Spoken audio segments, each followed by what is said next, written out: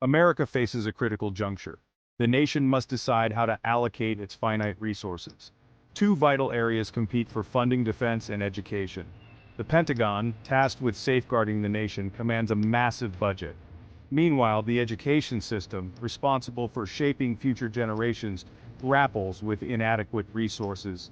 This stark contrast has ignited a fierce debate. Some argue that redirecting funds from the Pentagon to education is essential. They believe this will strengthen America's long-term security and prosperity. Others contend that such a move would weaken the nation's defenses, jeopardizing its safety. At the heart of this debate lies a fundamental question. What truly makes a nation strong? Is it military might or intellectual capital? The answer, as with most complex issues, is nuanced. A strong nation requires both. However, the current state of affairs suggests an imbalance. The Pentagon's budget has ballooned in recent decades. This has occurred amidst growing concerns about wasteful spending and a lack of accountability. Simultaneously, the education system struggles with underfunding, leading to concerns about declining educational outcomes. The Pentagon's budget is a behemoth, dwarfing that of any other nation. While a strong national defense is paramount, concerns about wasteful spending have plagued the Pentagon for decades. Despite numerous attempts at reform, the Pentagon has consistently failed audits, revealing a troubling lack of transparency and accountability. Examples of wasteful spending abound, from overpriced toilet seats to billion-dollar fighter jets that don't meet expectations. The Pentagon has become synonymous with financial mismanagement. Critics argue that these inefficiencies divert resources from essential defense programs and weaken the nation's overall security. One of the most glaring examples of wasteful spending involves the F-35 fighter jet program. Plagued by delays, cost overruns, and technical glitches, the F-35 program has become a poster child for Pentagon mismanagement. Despite its astronomical cost, the F-35's combat effectiveness remains questionable, raising concerns about the program's overall value. Furthermore, the Pentagon's sprawling bureaucracy and complex procurement processes contribute to inefficiency. The system is rife with redundancies, inefficiencies, and a lack of competition, leading to inflated costs and questionable outcomes. These systemic issues demand urgent attention and reform to ensure that taxpayer dollars are spent wisely and effectively. Enter DOGE, the Department of Government Efficiency. This initiative, spearheaded by tech entrepreneur Elon Musk and venture capitalist Vivek Ramaswamy, aims to tackle government waste head-on. DOGE has set its sights on the Pentagon, aiming to identify and eliminate inefficiencies within its sprawling bureaucracy. Musk and Ramaswamy, known for their data-driven approaches and disruptive innovation, believe that modern management techniques and technological solutions can revolutionize the Pentagon's operations. They envision a leaner, more efficient military capable of achieving more with less. DOGE's approach has garnered support from both sides of the aisle. Fiscal conservatives, long critical of government waste, see DOGE as a much-needed corrective measure.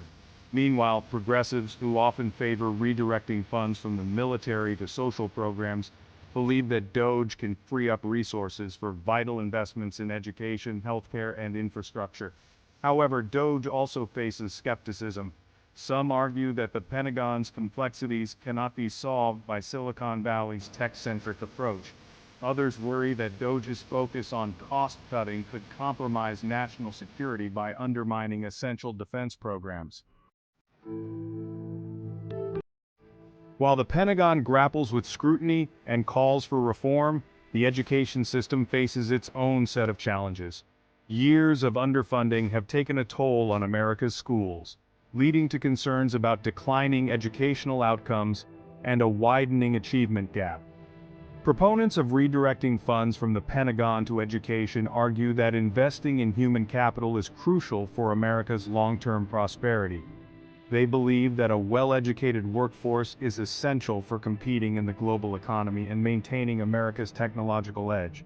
Moreover, they argue that addressing inequalities in education is not only a matter of social justice, but also a national security imperative. A society plagued by poverty, lack of opportunity and social unrest is more susceptible to instability and conflict, both domestically and internationally. However, critics of cutting the Pentagon's budget argue that such a move would weaken America's defenses and embolden its adversaries. They contend that the world remains a dangerous place and that America must maintain its military superiority to deter aggression and protect its interests abroad.